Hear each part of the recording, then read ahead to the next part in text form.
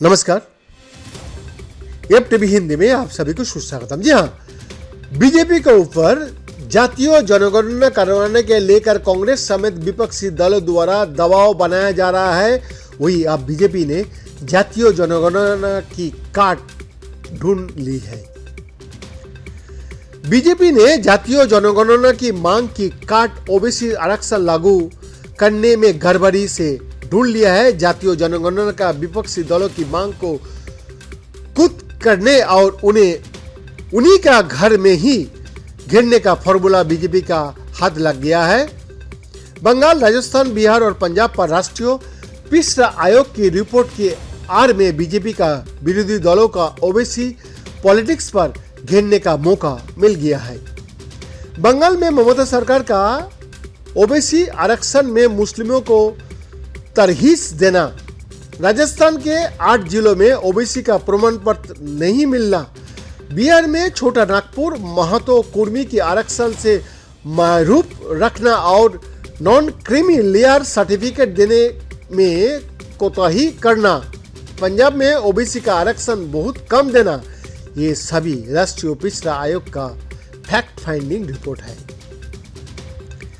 OBC commission की इसी report को हथियार बनाकर बीजेपी एक साथ ममता बनर्जी, नीतीश कुमार, अरविंद केजरीवाल और कांग्रेस नेतृत्व पर सीधा हमला कर रही है।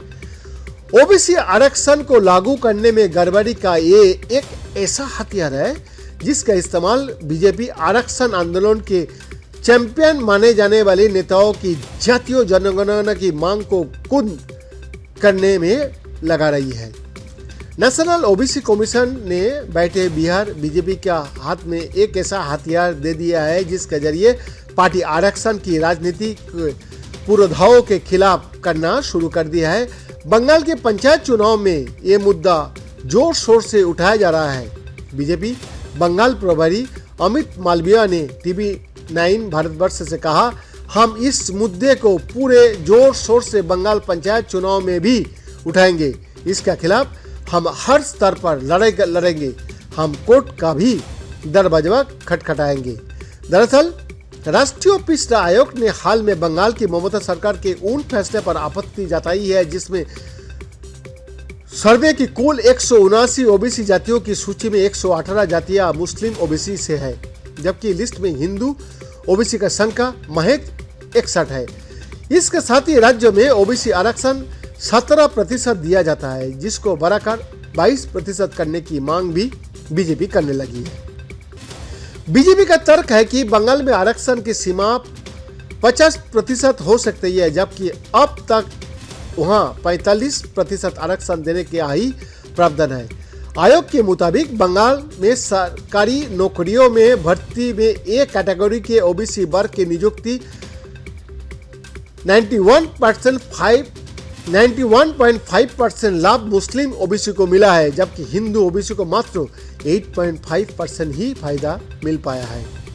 इस पर बंगाल सह प्रभारी अमित मालवीय ने TV9 भारतवर्ष से कहा कि यहाँ बांग्लादेशी और रोहिंग्या को आरक्षण का लाभ दिया जा रहा है और बंगाल के हिंदू ओबीसी डिप्राइव है। हम इस लड़ाई को हर स्तर पर लड़ेंगे। बीजेपी ने एक तीर से कई निशाना साधने का प्रयास किया है और पिछड़ा आयोग की रिपोर्ट के आधार पर कांग्रेस को भी कटघरे में खड़ा करना शुरू कर दिया है। आयोग का रिपोर्ट के मुताबिक चुनावी राज्य राजस्थान के 8 जिलों में पिछड़े का आरक्षण प्रमाण पत्र जारी नहीं किया जाते, जिससे उन 8 जिले के नॉन क्रीमी लेयर ओबीसी को सरकारी नौकरियों और अच्छे संस्थानों में एडमिशन लेने में महरूम रह जाता है। राजस्थान के 8 जिले बांसवाड़ा, डूंगरपुर, उदयपुर, प्रतापगढ़, सिरोही, चित्तौड़गढ़, पाली और राजसमंद के युवाओं को नॉन क्रीमी लेयर सर्टिफिकेट नहीं बनाया जा रहा है। राज्यों में 4 महीने बाद विधानसभा चुनाव होना है और सर्वे के मुताबिक मुख्यमंत्री अशोक गहलोत कांग्रेस का बड़े ओबीसी चेहरा है। लिहाजा बीजेपी ने अपने कदावर ओबीसी नेताओं को आगे हमले तेज करने के लिए बोल दिया है। इतना ही नहीं, वही ओबीसी कमीशन ने बिहार सरकार को भी ओबीसी प्रमाण पत्र देने में किए जा रहे गड़बड़ी को उजागर किया है। पिछड़ा आयोग ने पाया है कि नॉन क्रीमी लेयर ओबीसी प्रमाण पत्र बनाने में वार्षिक आय की गणना में किसी आय को जोड़ा जाना नियम के विरुद्ध है। ये आरोप मुख्यमंत्री नीतीश कुमार के स्वयं की जाति कुर्मी महतो की आधार बनाकर लगाया गया है।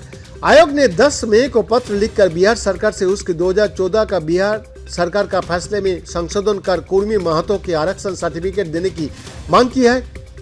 वही ओबीसी कमीशन ने पंजाब में ओबीसी समाज को महज 12% आरक्षण देने का जगह 22% आरक्षण देने की मांग की है। इस क्रम में मंगलवार को ओबीसी और बीजेपी के राष्ट्रीय अध्यक्ष जेपी नड्डा ने शिमला में पार्टी कार्यकर्ताओं को कहा है कि जिस तरह से बंगाल में मुस्लिम तुष्टीकरण की आड़ में ओबीसी हितों की अनदेखी की गई है, जिस तरह राजस्थान, बिहार और पंजाब में ओबीसी वर्ग की अनदेखी की जा रही है, इससे साफ है कि विपक्षी दल केवल वोट बैंक पॉलिटिक्स का ध्यान में रखकर ही काम कर रहा है। वैद्यनाथ दास का report, FTV Hindi, Delhi, India.